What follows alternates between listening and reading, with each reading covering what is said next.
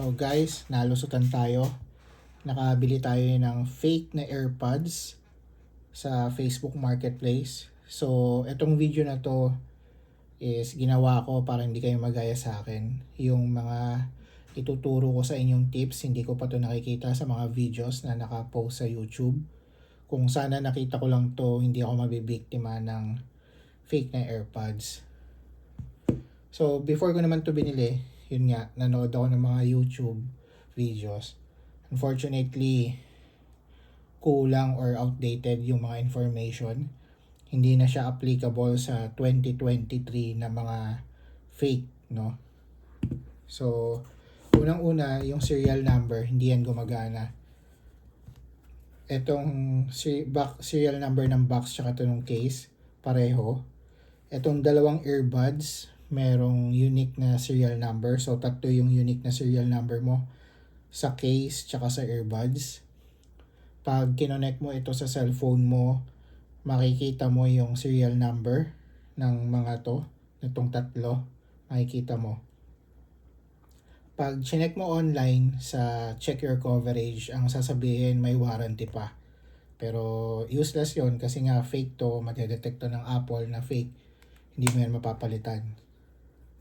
So, ano yung mga dapat nyong i-check kung para malaman nyo kung original ba yung AirPods? So, number 1, yung MagSafe. Ito, meron ako rito original. Itong may lanyard, ito yung original.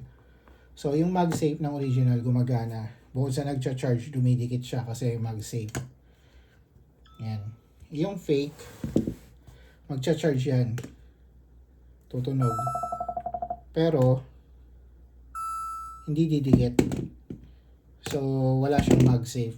May magnet lang to charge wirelessly, pero hindi designed for MagSafe. So, yung original didikit. Okay. Pangalawa is yung ear tips. So, tingnan natin yung ear tips. So, ito yung original, yung may lanyard. So, sa original,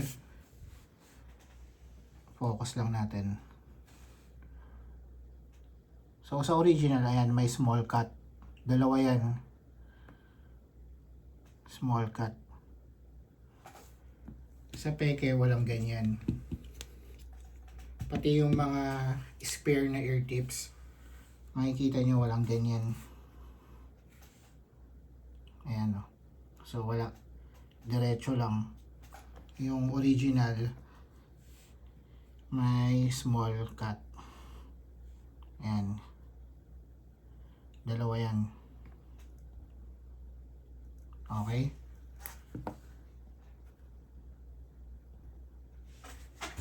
So, yun. Ear tips, MagSafe. Ano yung pangatlo? Firmware.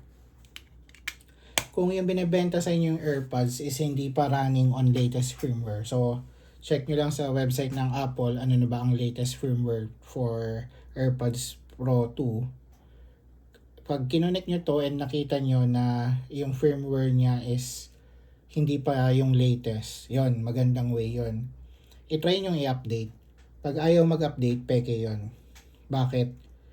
Kasi hindi siya makakonect sa Apple server. So itong peke na to, one version behind lang siya sa latest firmware, pero hindi ko ma-upgrade.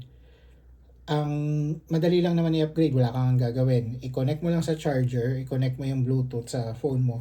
Pagtabihin mo sila ng iPhone, mag-update na yan. Matagal na 1 oras. Kung may MacBook ka, mas mabilis, i-charge mo lang siya using MacBook mo. I-connect mo lang. Wala pang 30 minutes, minsan 15 minutes lang, updated na. Pero itong fake, hindi ko talaga ma-update yung firmware kahit anong mangyari. Itong original, madali lang na-update kagad. Okay. So, yun yung pangatlo. Yung last is yung find my precise location. So, yung AirPods Pro, meron tong H2 chip. Dahil meron siyang ganong chip, gagana yung precise location niya sa Find My. So, similar sa Apple AirTags. Kung maglalagay ako ng link sa description kung paano gumana yung precise location. So, makikita niyo doon, step by step, arrow kung anong lakad, ituturo kung nasaan yung AirPods mo. So, dahil may H2 chip yung original, gagana yung precise location. Sa peke, wala siyang H2 chip. pagka kinonect mo to, tinignan mo sa Find My, walang ganong capability yung precise location, yung mga peke, yung original lang. So yun, yung apat na yun, i-check nyo kapag hindi gumagana yung apat na sinabi ko, MagSafe, AirTips, firmware update, tsaka precise location, most likely or malamang sigurado ako peke yon. Kung gumagana, malaki ang chance na original, kaso baka may mga ibang version na kayang kopyahin yung apat na yun eh. Anyway guys, kung may mga tips din kayo, comment nyo lang para makatulong tayo and iwas scam. Yun lang.